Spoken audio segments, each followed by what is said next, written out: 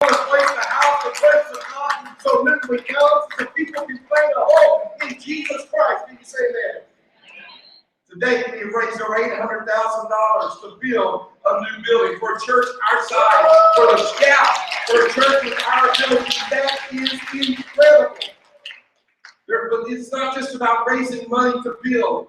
We're going to show you some pictures here of a widow in our church who we're helping out and doing some restoration in our house. Going to be helping out so that she can sell her property. The third, it's a picture of a container. Now, I realize looking at that, you may not get excited. That container was going to Tanzania. You see the forklift and you see some boxes.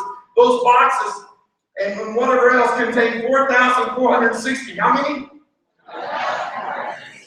Books of proclaiming Pentecost that this church helped to translate into the Swahili language, and they brought into the English language, and every Assembly of God pastor and every Assembly of God Bible student in Tanzania will have that book if they need it in Swahili, because this church paid the price to translate it so they can understand the power of Pentecost and the power of the Holy Spirit. It's not just down here, it's across this world.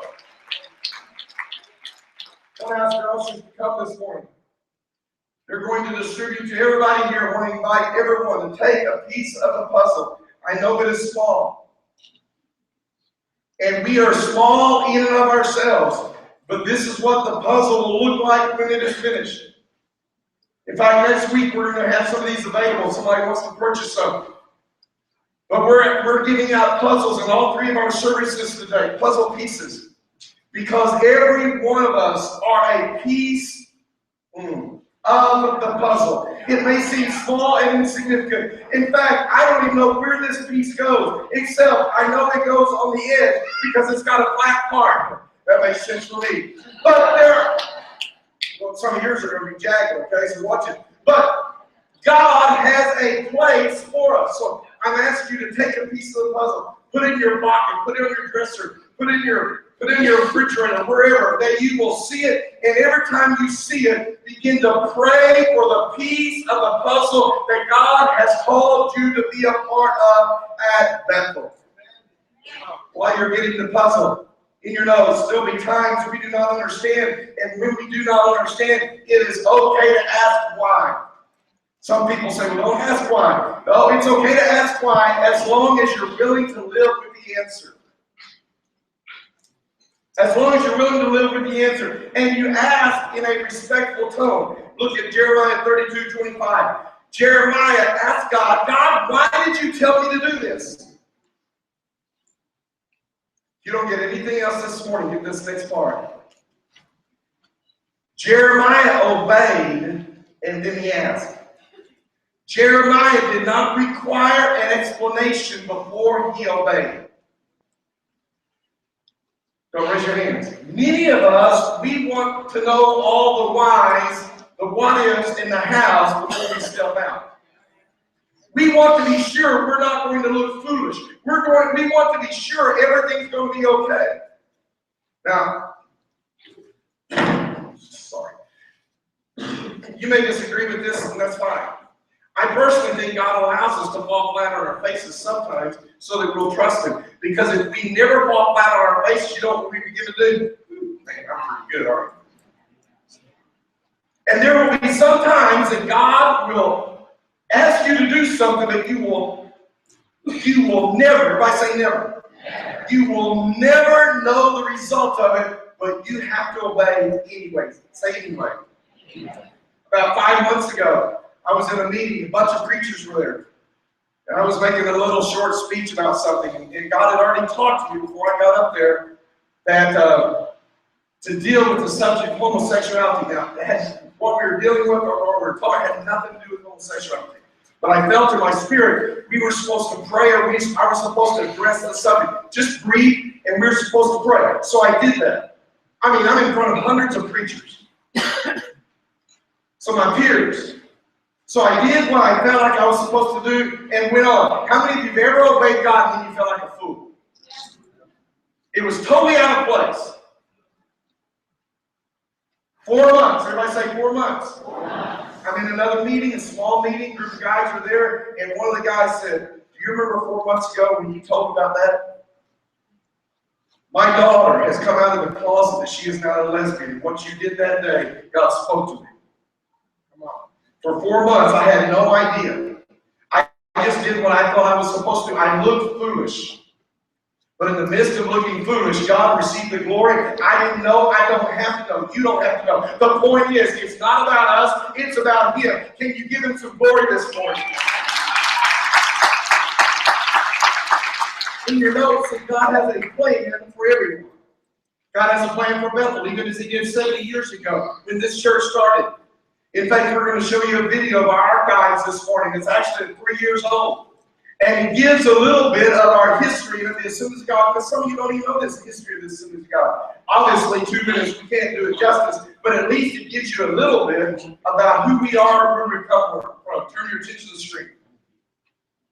In 1914, a group of 300 men dreamed of leaving their mark on the world. From their dream, the Assemblies of God were founded. Later that year, they charted their course and said, we commit ourselves and the movement to Him for the greatest evangelist the world has ever seen. In 1945, a small group of believers with a dream who desired to leave their mark met in a home to begin a church, and Bethel was born. Through the ensuing years, Bethel exhibited amazing displays of faith. They bought their first property in 1948 and moved army barracks into the site so services could be held. In 1952, they stepped out and built their first permanent facility. They refused to be satisfied with the status quo, so they continued to grow and expand for us as they dreamed and took steps of faith. In 1987, Bethel moved into its current sanctuary as members sacrificed and left their mark so we might enjoy the benefit. From a small handful of believers, Bethel has become a place where lives are being radically changed and needs are being met. We are a strong missions church, which regularly supports over 50 missionaries and mission organizations, takes the gospel to the world, and we become one of the leading mission churches in the Assemblies of God. Bethel is leaving her mark on this community and the world.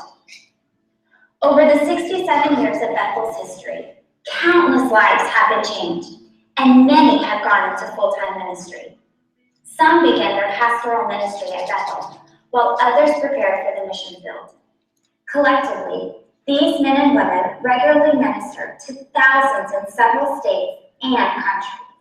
God is not through with Bethel. In fact, over these past 25 years, we've seen a 336% growth in our Sunday morning attendance. Praise the Lord.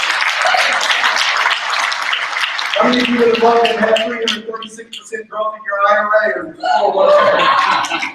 Yeah, well, that's not going to happen. But anyway, see, God was not through with Israel. He's not through with Bethel. Listen to what God said, verse 15, 32. For thus says the Lord of hosts, the God of Israel, houses and fields and vineyards will again be bought in this land.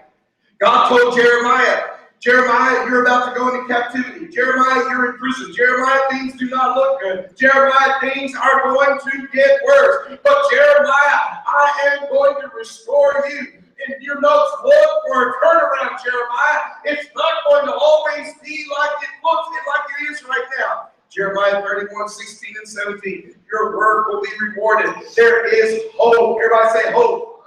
There is hope for your future. Why are we growing? Why are we reaching? Why are we planting? Why are we moving? Because there is hope in Jesus Christ. Can you say amen? I want to share with you a video of one of our members. Again, this was taken several years ago, about how God transformed this person's life. Growing up, I wasn't exposed to the relationship of Jesus Christ. My mother divorced when I was a toddler, and then remarried eventually. The household, we had a provider in the home, but there was not much love or communication in the house. No one knew the battles that I had kept inside of me.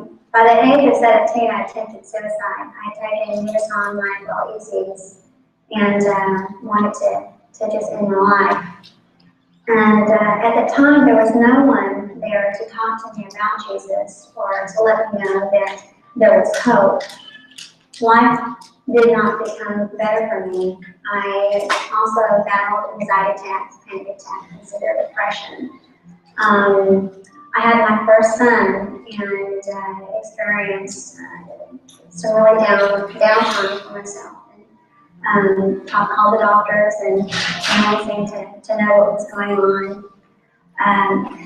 I eventually went into psychiatry hospital, and I was in and out of that a few times. I started visiting different churches, different denominations, to find a place where I could start growing. And my cousin Flo had invited me to come to Bethel a few times, and each time I came up with an excuse, and I eventually took him at his offer. And I remember that the first day that I went, I felt his presence in the building, and it was so comforting. I felt so much love in this place. And when Pastor Ellen gave an altar call, I raised my hand, and I just started crying because before I walked into that place, I already believed that I wasn't going to make it past the age of 30. And here I am today, and I'm 41 years, going to be 41 years old. And I've just been growing in the church. And I was given hope and believing that God had a plan for me. And through Bethel, there was people that were willing to reach out to me, and knowing that I had this baggage, I wasn't rejected, I was more accepted when I felt that I couldn't be loved. The people reached out and loved me. And today, I'm I run a church more, involved in ministries and worship and choir. I even do prison ministries. And prison ministry means a lot to me because I was once in prison. But it was through Bethel and people that reached out to me to help me be where I am today. And I hope that I can give back as much as what was given to me. Thank you for leaving your mark on my life.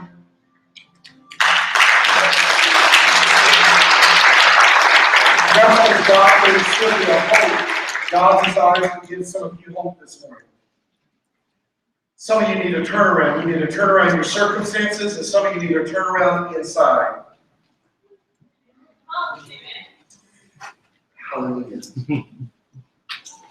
God specializes in the turnaround.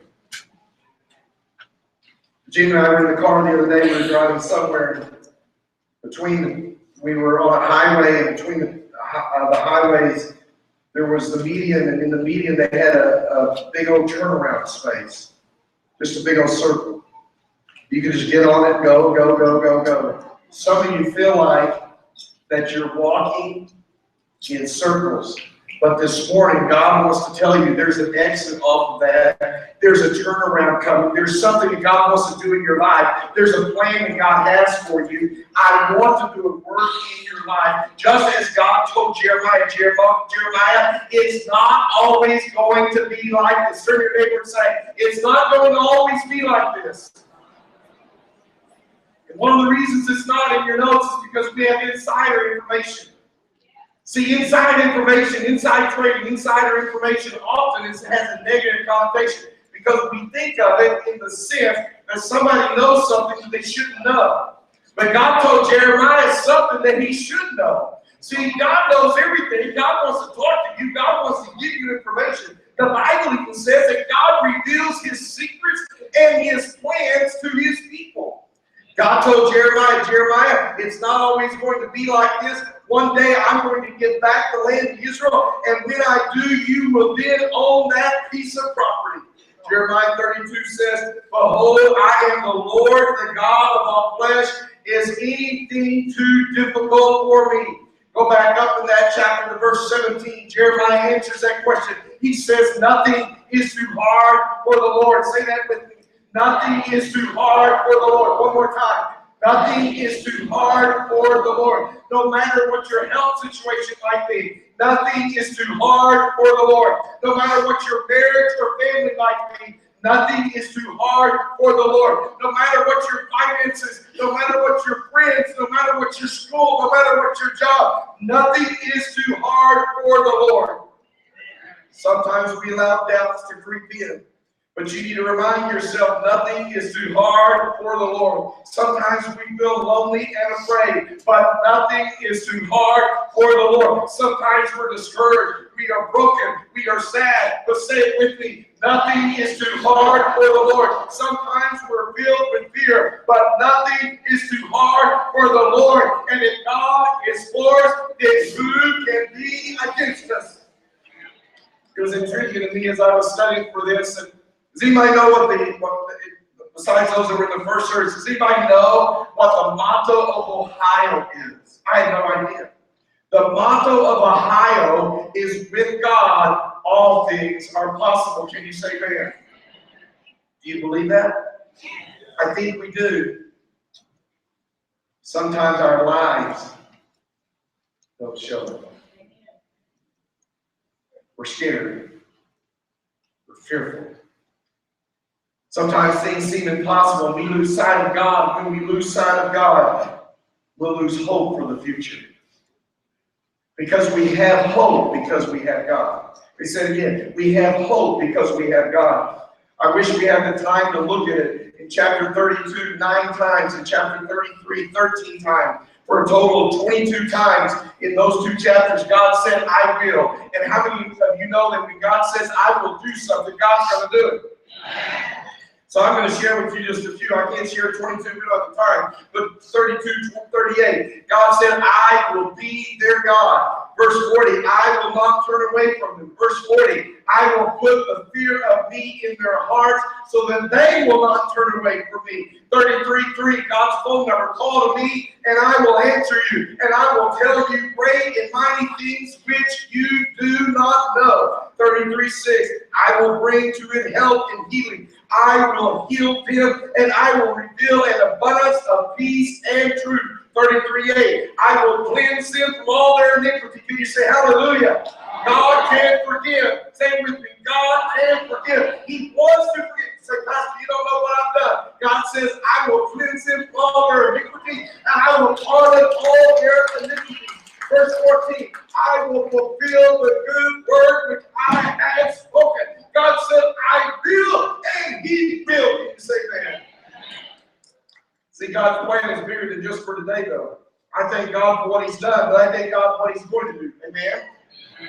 What's neat about God is that God works simultaneously in the present and in the future. Now, we don't, God does. God is there, God is here. God is able to do it at the same time. So Jeremiah calls his associate in chapter 14. Jeremiah is where? In prison. Jerusalem's about to be captured. And God tells Jeremiah, Jeremiah, I want you to buy this property. And in verse 14, we find out. Jeremiah says, put the deeds of sale in the earthenware jar, that they may last a long time. Put them in a jar. I want them to stay. I want them to be preserved. Jeremiah wanted the deeds of purchase to be preserved, and God wants His plans to be preserved. And you know what God does with His plans? He puts them in earthenware jars. You're sitting beside a jar this morning. You are sitting beside an earthenware jar. It may be a crack pot, I don't know, but you are sitting this morning beside an earthenware jar. God has a long-term plan for Bethel and a short-term, but He preserves His plan in the earthenware jars sitting next to you. Let me celebrate. Let's celebrate for a moment.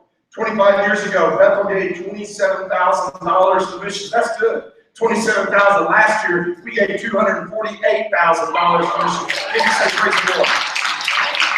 Over the last 25 years, Bethel has given $3.3 million away to mission to reach people for Jesus Christ.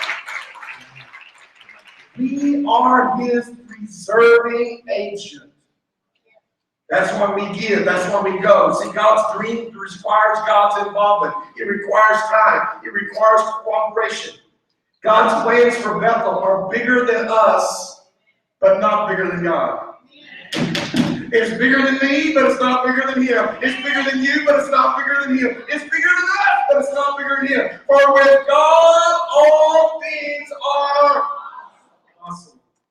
Speaking of Israel, God told them, I will rejoice over them to do them good and will faithfully plant them in this land and with all my heart and with all my soul. See, I think God is just getting started with Bethel. I don't think we're on the last stretch. I don't even think we're in the ballpark necessarily. I think we're still in the dugout ready to come out. And let me tell you some things I believe God wants to do in this church and continue to do in this church. I believe He wants us to be a Spirit-filled, Spirit-led church where every Sunday men and women and boys and girls come to know Jesus Christ as Lord. I believe He wants us to be a church where people are healed, where people are delivered, where people are saved, where lives are radically changed. I believe He wants to give to the Holy Spirit. So operate in this church that God uses people in the miraculous and in the marvelous way. I believe He wants to use our church through live stream to reach our shut-ins who are not able to come, but we're able to go. Let me say it again. They're not able to come, but we're able to go to them. I believe He wants a greater emphasis on missions. I believe He wants us to build this facility. I believe He also wants us to help Bethel get in a permanent facility. I think He wants to pay off this facility. I think God wants to continue to move in our midst and to set people free. I believe that God will speak to some people to go from this campus to that campus to help to establish and to bring lift to Bethel West. I believe that God wants us to launch another satellite within the next 10 or 15 years. I believe God wants to raise up more sons and daughters to go into the ministry. I believe God's plans are for Bethel Assembly of God.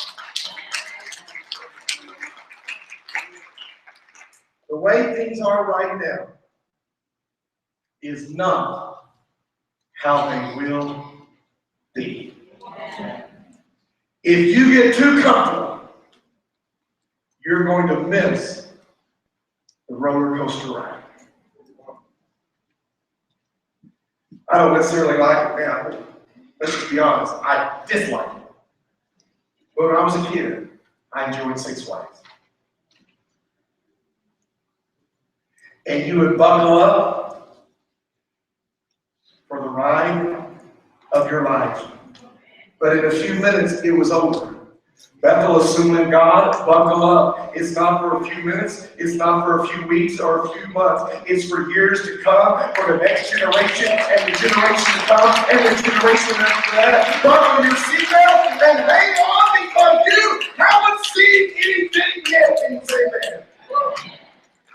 Do not live merely for today, Mary.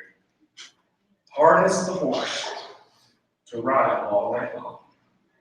It's got your hands. Father, in the name of Jesus, ask that you will speak across this sanctuary.